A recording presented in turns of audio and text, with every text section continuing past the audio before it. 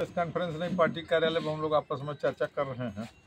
तो सौभाग्य है कि आप लोग भी इसी में उपलब्ध हैं, तो हम लोग अपनी बात जनता तक पहुंचाने का फ़ायदा पा रहे हैं।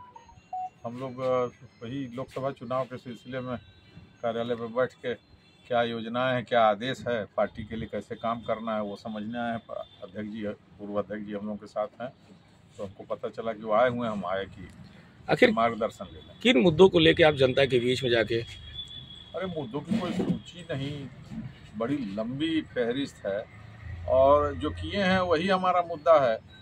हमारे पास दुनिया का सर्वश्रेष्ठ नेता है जो प्रधानमंत्री हैं, जिनके नाम पर सभी चल रहे हैं। उससे बड़ा मुद्दा हमारे पास हिंदुस्तान के अंदर सर्वश्रेष्ठ मुख्यमंत्री है, जिसके काम से और जो इन लोगों ने किया वो कहा था वो सब करके दिखाया है। 370 हटाना हुआ, राम मंदिर हुआ, भोजन अन्न पहुंचाना, कोरोना काल में सरकार ने जो कुछ भी जनता को दिया, मुद्दों की कोई कमी ही नहीं है। व्यक्ति के खाते में जो किसान कल्याण निधि आ रही है, तमाम ऐसी योजनाएं, हम भी उतनी जानकारी योजनाओं की, क्योंकि हम बहुत सक्रिय नहीं हैं, तो हम योजनाएं जमीन पर पहुंचे तो हम इसीलिए आए हैं कि हम कांग्रेस की राष्ट्रीय प्रवक्ता सुप्रिया सेनेत ने जो है ये आरोप लगाया है कि मोदी जी कभी भी बेरोजगारी को लेके, रोजगार को लेके बात नहीं करते।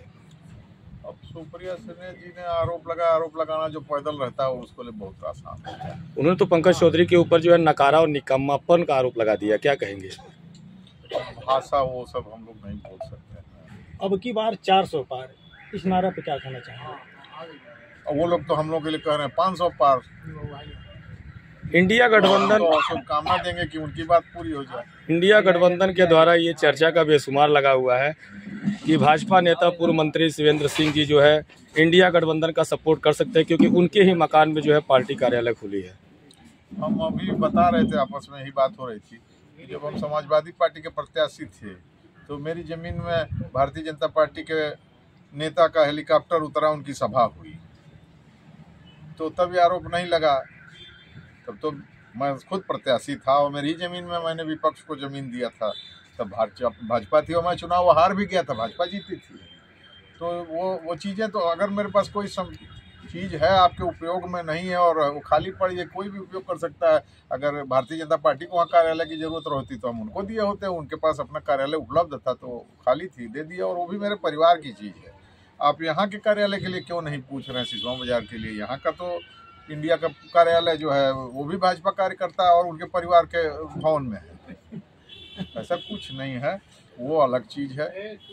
और अब पहले चलें तो पहले ज़माने में पार्टियों के पास कार्यालय भवन कुछ नहीं होता था, किसी न किसी के घर में रह के ही कार्यालय चलते थे। ये बहुत बड़ा मुद्दा है। महाराजगंज के लोकसभा चुनाव में है चौधरी चौधराहट, इसको आप किस रूप में देखते हैं? क्या लगता है कि जैसे वीरेंद्र चौधरी जो है अपने वोट बैंक की राजनीति के लिए जो है अपने बिरादरी को समेटने में लगे हुए हैं, क्या इसमें पंकज चौधरी को फायदा मिलेगा? देखिए, किसी भी हालत में पंकज चौधरी जी व्यापक रूप से लोगों में लोकप्रिय हैं और कम से कम अपनी बिरादरी में तो उनको पहचान की दिक्कत नहीं।